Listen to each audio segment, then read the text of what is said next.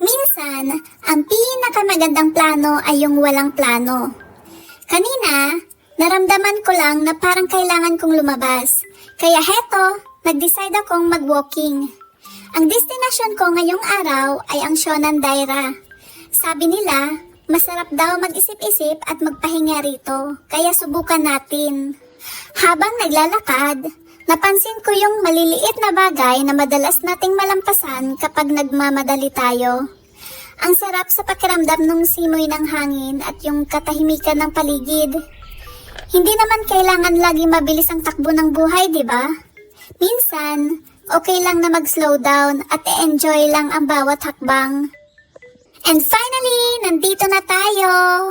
Kahit saglit lang ako dito, sulit na sulit yung pagod ko sa paglalakad pagkakita mo pa lang sa view. Nakakawala ng stress. Yung lawak ng tanawin, nag-ikot-ikot muna ako, tiningnan ko yung paligid, at hinayaan ko lang ang sarili ko na ma-absorb yung ganda ng lugar. Habang nag-iikot ako, kitang-kita mula dito yung ganda ng dagat at yung skyline. Ang sarap lang pagbasdan nung transition ng langit. Nakaka-relax talaga yung ganitong view.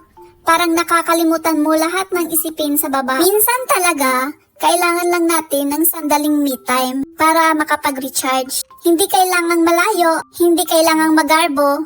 Basta may pagkakataon kang huminga at magpasalamat sa araw na to, sapat na yon. Salamat sa pagsama sa akin. Hanggang sa susunod.